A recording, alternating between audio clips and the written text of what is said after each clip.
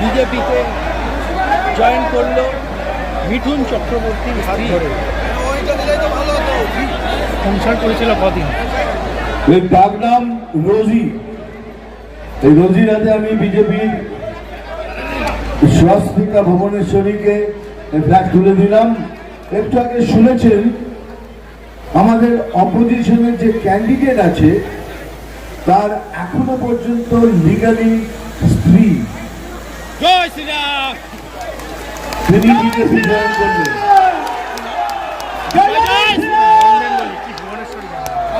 সেই জন্য এটা খুব জরুরি, কেননা হয়তো ওনার হাতেই রয়েছে। হ্যাঁ, উনি যে এখনো লিখিত আমাদের যে অপোজিশনের আছে তার লিগালি মানে আইন মতো এখনো স্ত্রী, সেটা তিনি কিছু বলতে চান। বলো, এক মিনিট। মুকুটমণি অধিকারীর লিগালি রেজিস্ট্রি করা ওয়াইফ আমি, স্বস্তিকা ভুবনেশ্বরী। ব্যাপারটা হচ্ছে গত বছর 28শে মে 2023 উনি আমাকে রেজিস্ট্রি করে বিয়ে করেছেন। সপরিবারে ওনারা বারংবার 14-15 বার আমার বাড়িতে আমার দরজায় এসেছেন এবং বিয়ের এই সমস্ত উৎসাহ, রেজিস্ট্রি বিয়ের সমস্ত উৎসাহ মুকুটমণি অধিকারীর নিজেরই ছিল, একদম নিজের থেকে। সেসব সমস্ত অবভিয়াসলি এফআইআর, তারপরে ক্যালকাটা হাইকোর্টের মাধ্যমে রিট পিটিশনের চার্জশিট সব জাস্টিসরা জানেন। ওনার পাঠানো টেক্সট মেসেজ, এবং আমি বিদেশে ছিলাম বাইরে, ওখানে বিদেশ থেকে আমি ডেনমার্কে ছিলাম, কোপেনহেগেনে। ওখান থেকে আমাকে জোর করে বারংবার মেসেজ পাঠিয়ে আনিয়ে চার্জ হিস্ট্রিতে তা প্রমাণিত হয়, যেগুলো অ্যানেক্স করা আছে হাইকোর্টের রিট পিটিশনে চার্জশিটে। তো ব্যাপারটা হচ্ছে যে আমাকে জোর করে আনিয়ে ওনারাই আমার দরজায় বারংবার আসে এই বিয়েটা করার জন্য। উনি বিয়ের ব্যাপারে মানে মুকুটমণি অধিকারীরই মারাত্মক উৎসাহ ছিল এবং ওনার পরিবারের। তো তারপরে রেজিস্ট্রি ম্যারেজ হওয়ার পরে 28শে মে 2023 উনি রেজিস্ট্রি ম্যারেজ হয়ে গেল এবং সেই যে চলে গেলেন ছেড়ে, সেই যে চলে গেলেন, বাস একেবারেই লাপাতা, মানে বেপাত্তা। এবারে সেটাই তো আপনারা মানে মুকুটমণি অধিকারী এবং তার পরিবার আমাকে এবং আমার মাকে, আমার তো বাবা নেই, ভাই বোনও নেই, আমি আর আমার মা একলাই।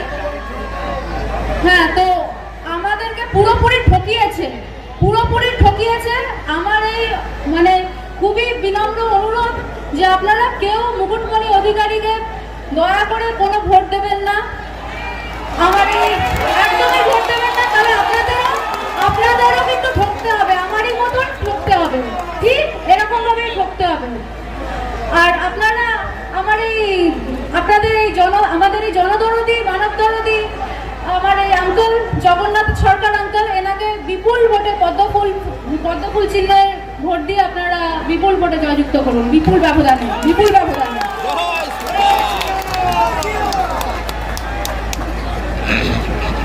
এবার আমার বলার পালা, আমি কিন্তু বলবো না দাদা। এই যে পেছনে এত, ওখানে অনেক লোক আছে। দেখো, এত ক্যামেরা হাতে, ক্যামেরা কিনেছো কিসের জন্য?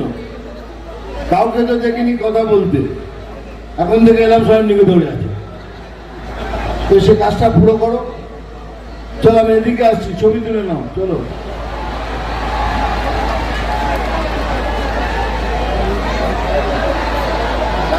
ছবি তোল হয়ে গেছে, তোমরা তোলো। নাও, তোমরা তুলে নাও।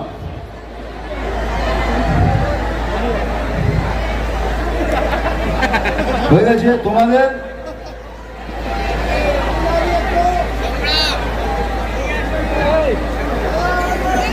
চলো, তোমরা তোলো ছবি।